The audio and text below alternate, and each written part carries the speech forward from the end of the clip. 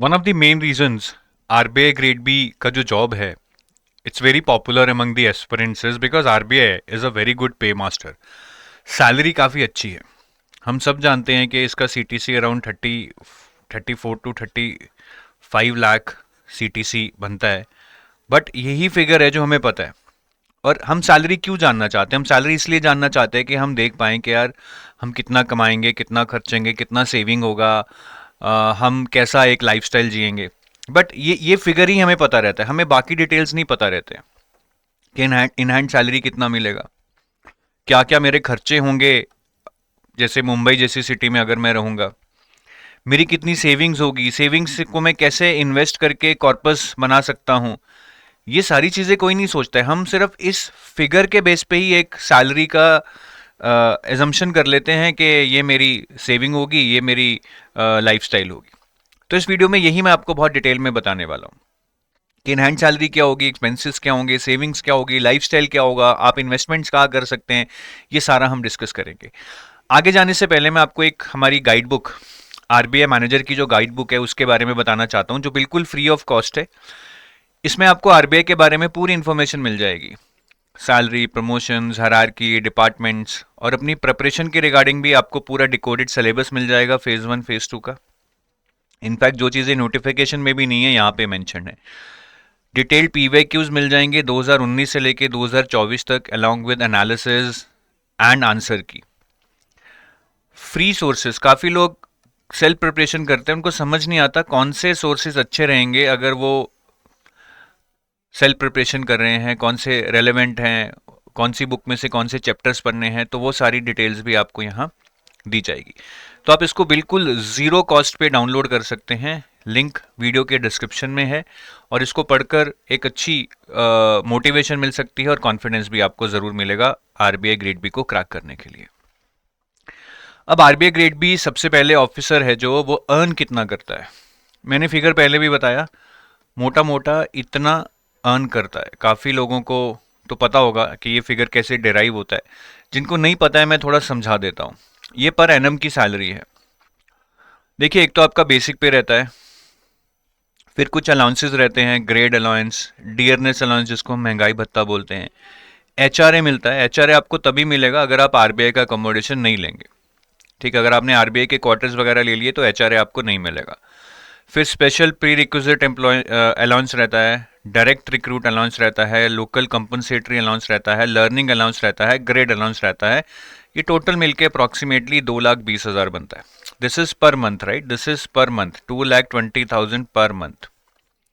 But this is not the only thing, you will also get other monthly allowances. ठीक है, जैसे कि RBI आपको आपके पेट्रोल के लिए पैसे देती है, आपकी मेड के लिए पैसे देती है, internet allowance, newspaper allowance, landline allowance, Sodexo coupons देती है। आपको इक्विपमेंट मेंटेनेंस, अपना मोबाइल और लैपटॉप वगैरह मेंटेन करने के लिए अलाउंस देती है। अगर आपके बच्चे हैं, स्कूल में जाते हैं, तो पर चाइल्ड आपको 13,500 उनकी स्कूल फीस का अलाउंस मिलेगा। और ये सारे allowances are paid without any bill. ऐसा नहीं है कि आपको पेट्रोल का बिल देना पड़ेगा, ऐसा नहीं है आपको इंटरनेट का बिल देना पड़ेगा। तो ये टोटल 55,000 पर मंथ बनते हैं। इसमें से जो चिल्ड्रन अलाउंस है ये आप नहीं लेंगे ऑब्वियसली। अगर आप अनमैरिड हैं या मैरिड हैं, आपके बच्चे नहीं हैं, तो इतना भी आप मतलब नहीं कर सकते हैं कि बच्चे हैं नहीं और आप एजुकेशन अलाउंस ले रहे हैं। तो ये टोटल 55,000 पर मंथ होते हैं। फिर आपको ईयरली अलाउंस मिलते हैं, जिसमें कि 8,000 ईयरली आपको बुक्स के लिए ग्रांट मिलती है। फिर मेडिकल, आप कोई ओपीडी वगैरह में जाते हैं, डॉक्टर को दिखाते हैं, 13,000 उसका मिलता है। ये भी डिक्लेरेशन पे मिलता है, आपको कोई मेडिकल बिल या रिसीट्स नहीं देनी है। एक ब्रीफ केस अलाउंस मिलता है 9,500 का। आरबीआई एज्यूम करती है कि आप ब्रीफ केस लेकर अपने डॉक्यूमेंट्स ऑफिस लेके जाएंगे। फर्नीचर अलाउंस मिलता है अराउंड 65,000, पर ये मतलब मिलता आई थिंक 5 साल में एक बार मिलता है, 3.25 लाख रुपए, जिसको हमने डिवाइड करके 65,000 पर ईयर एवरेज निकाल दिए। स्पेक्टेकल अलाउंस मिलता है 15,000 रुपये। ये भी अगर आपके स्पेक्टेकल्स हैं तभी आप ले पाओगे। फिर एलटीसी मिलता है 1,24,000 वंस इन 2 ईयर्स। अगर आपके डिपेंडेंट स्पाउस हैं उनके लिए अलग से मिलेगा, तो टोटल 2,48,000 भी हो सकता है ये। अभी आप, मैं ग्रेड बी ऑफिसर रिज्यूम कर रहा हूँ, अनमैरिड हैं तो 1,24,000 मिलेगा। बुक ग्रांट मिलेगा 8,000 रुपये, ये मैंने पहले ही जोड़ दिया ऊपर। तो ये total around 2,30,000, this is per year, क्योंकि ये ईयरली अलाउंस है। अब ये सारे अलाउंसेस को अगर आप जोड़ देंगे, ये आपका कितना हो गया, दिस इज पर मंथ, तो ये 26 लैक्स पर ईयर हो गया। ये आपका 55,000 पर मंथ है, ये 6 लैक्स पर ईयर हो गया। और ये 2,30,000 पर ईयर है, तो ये ईयरली ही रहेगा। तो ये 26 प्लस 6 32 एंड 2.3 लाख, मतलब अराउंड अगेन जो मैंने बोला था 34 लाख सीटीसी आपका पर एनम बन गया। बट क्या ये सारा आपको इन हैंड मिलता है? अब मैं इसको अगर ऐसे कैलकुलेट करूंगा 34/12 अप्रॉक्सीमेटली 3 लाख रुपया मुझे इन हैंड मिलेगा, बट इतना तो मिलता नहीं है। अगर इतना मिले तो क्या बात है, बल्ले बल्ले है। डिडक्शंस रहती हैं। सबसे पहले एनपीएस डिडक्ट होगा आपका, ये एक तरह की सेविंग ही है, बट डिडक्ट तो होगा, मतलब आपके इन हैंड में अभी तो नहीं आएगा, आपकी सेविंग बनती जाएगी। फिर टैक्स भी कटेगा, आप इतना अच्छा कमा रहे हैं, टैक्स देना पड़ेगा, वो आपकी टैक्स प्लानिंग पे डिपेंड करेगा। 22 से 25 हज़ार तो कटता है। पुअर टैक्स प्लानिंग होगी तो और कटेगा, अच्छी टैक्स प्लानिंग होगी तो कम कटेगा। फिर ईयरली, मतलब ये अगर मैं मिला दूं टोटल, तो ये अराउंड 35,000 पर मंथ इंटू 12, मतलब आपका 4.2 लाख पर ईयर ये डिडक्ट हो गया 34 लाख में से। फिर स्पेक्टेकल अलाउंस 13,000, अगर आपके पास स्पेक्टेकल नहीं है, नहीं मिलेगा, जो कि काफ़ी लोगों के केस में यही होता है। चिल्ड्रन एजुकेशन अलाउंस, अगर आपके बच्चे नहीं है तो 13,500 पर मंथ आपका गया इंटू 12, मतलब 1.5 lakh yearly, you will not be able to get it. और अगर आपने आरबीआई का अकोमोडेशन ले लिया है तो ये 75,000 आपके गए, क्योंकि आरबीआई अपने आपको जो अकोमोडेशन दे रही है, फिर एचआरए नहीं देगी। और अगर आपने आरबीआई का अकोमोडेशन नहीं भी लिया है तो ये एक्चुअली मतलब लैंडलॉर्ड को ही मिलता है, आपको नहीं मिलता है। अगर आपको मिलेगा तो आप आगे लैंडलॉर्ड को ही दोगे, मतलब जनरली रूल यही है कि सीधा लैंडलॉर्ड के अकाउंट में जाता है।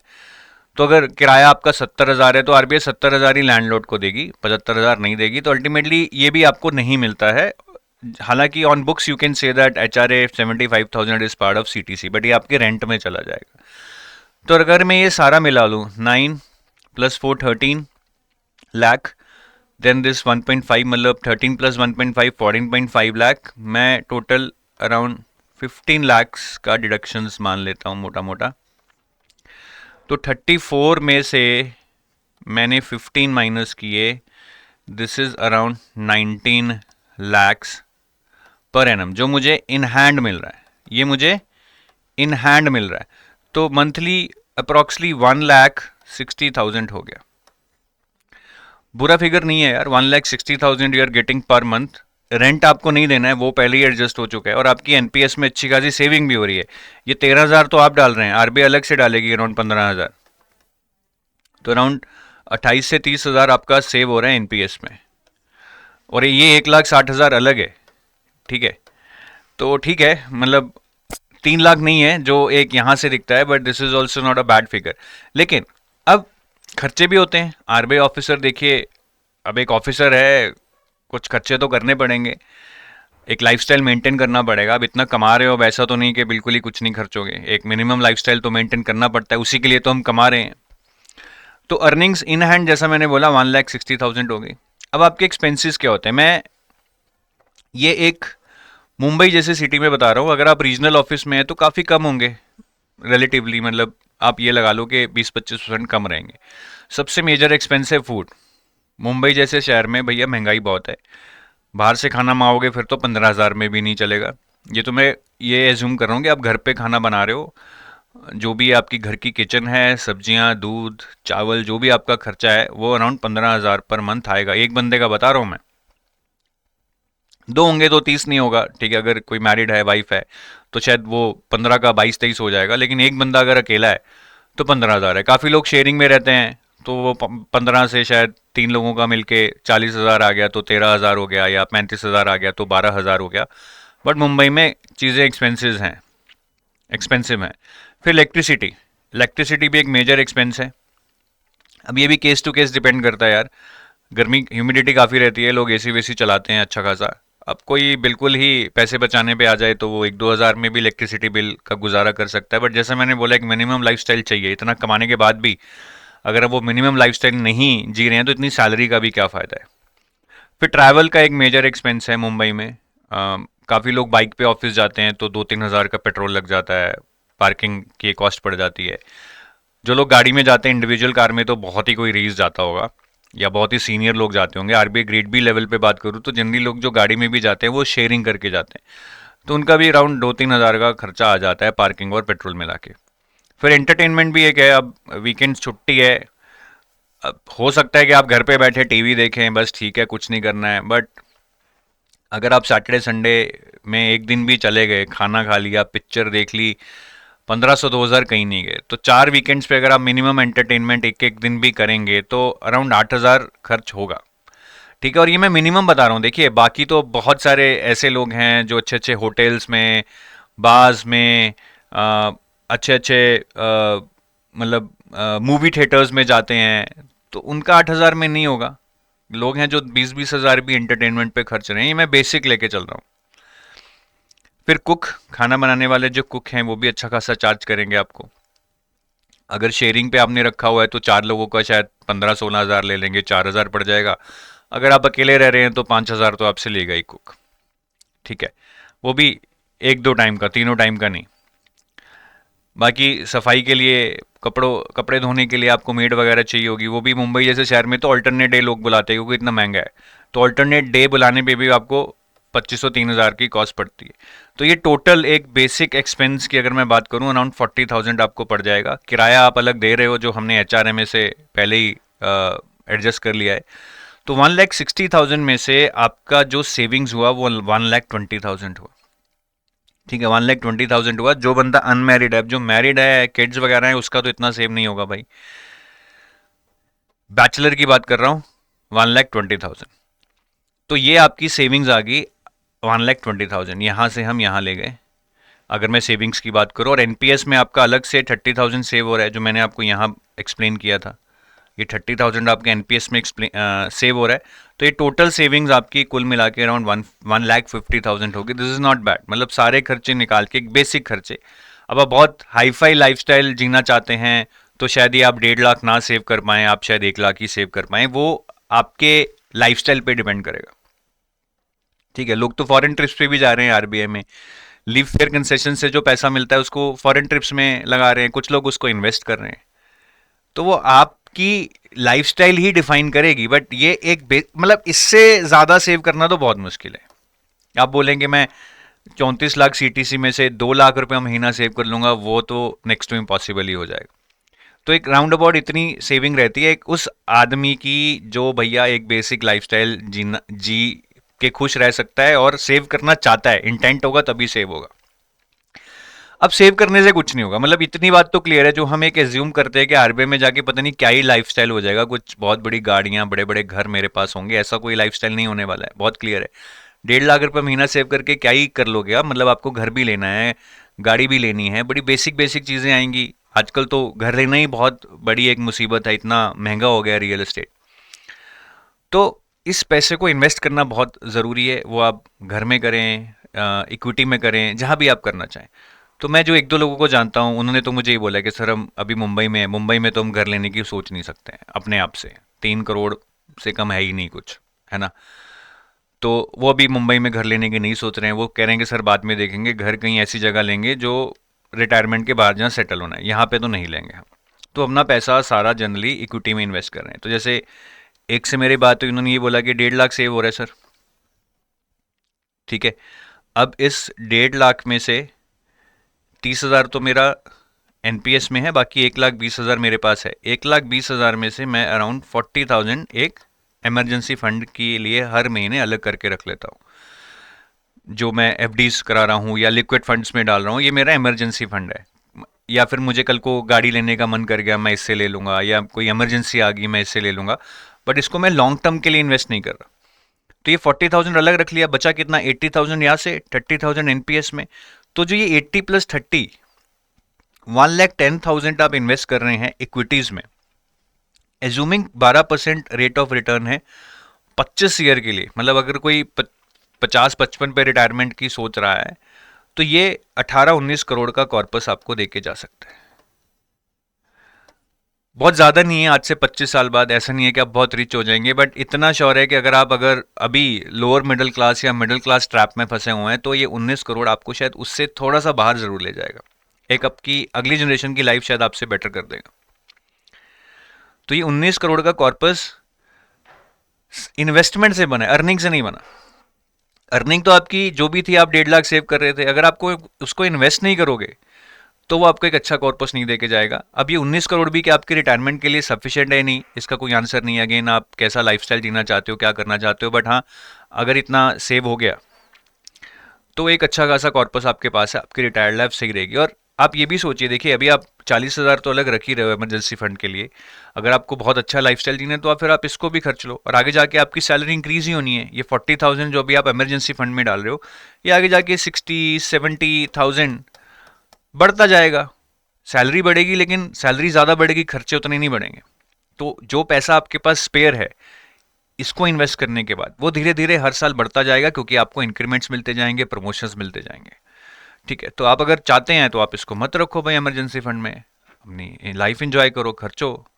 नहीं तो आप इसको लिक्विड फंड में रख लो, कल को इससे गाड़ी ले लेना, घर ले लेना, एक किस्त आपकी यहाँ से जानी शुरू हो जाएगी, और ये पैसा बढ़ता जाएगा आपका जो स्पेयर पार्ट है। ठीक है।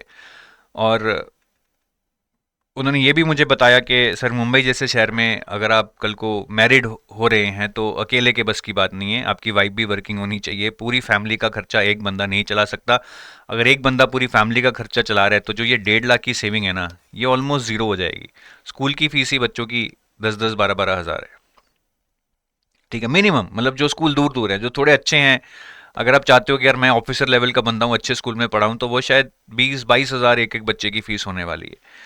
तो ये कहानी है, थोड़ी सी सच्चाई भी है इसमें कि बहुत ज़्यादा लेविश लाइफस्टाइल नहीं होने वाला है। सेविंग एक लिमिटेड होने वाली है, और उस सेविंग से आप बहुत रिच या मिडिल क्लास ट्रैप से बाहर नहीं निकल सकते हैं, बट उस सेविंग को इन्वेस्ट करके आप शायद सोच सकते हैं कि आज से काफ़ी सालों के बाद आप एक मिडिल क्लास ट्रैप से निकल जाएं। बट ये भी नहीं होना चाहिए कि आप बिल्कुल ही कंजूसी वाली लाइफ जी रहे हैं, बिल्कुल भी पैसा नहीं खर्च रहे हैं। तो ये 40,000 जो आप इमरजेंसी फंड में रखने की सोच रहे हैं, या जो रखेंगे अगर कल को आरबीआई ग्रेड बी ऑफिसर बनेंगे, तो इसको थोड़ा बहुत अपने शौक पूरे करने के लिए यूज़ किया जा सकता है। क्योंकि ये 40,000 तो आज की डेट में है, हर साल इंक्रीमेंट्स मिलेंगे, डियरनेस अलाउंस बढ़ेगा, प्रमोशंस होंगी, ये वैल्यू बढ़ती रहेगी।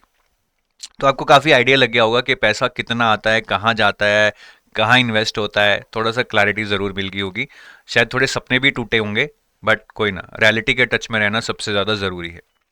बाकी अगर आप आरबीआई ग्रेड बी की प्रिपरेशन के लिए कुछ असिस्टेंस चाहते हैं तो हमारे कुछ कोर्सेज हैं, हमारी वेबसाइट पे लिस्टेड हैं, आप वहाँ जाके देख सकते हैं। मैं आपको थोड़ा सा ब्रीफ कर देता हूँ।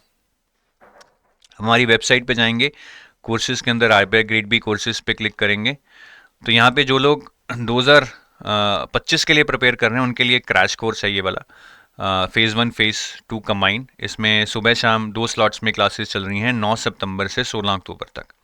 पूरा quant, reasoning, English, current affairs कराया जाएगा। अराउंड 80-90 लाइव क्लासेस फेज़ 1 के लिए हैं, फिर फेज़ 1 के बाद अराउंड 50-60 क्लासेस फेज़ 2 के लिए हैं। वो फेज़ 1 के बाद शुरू होंगी। ठीक है, इस पे अभी हम 75% ऑफ दे रहे हैं। कोड है सुपर 75, एंड ये आपको 5500 का पड़ेगा।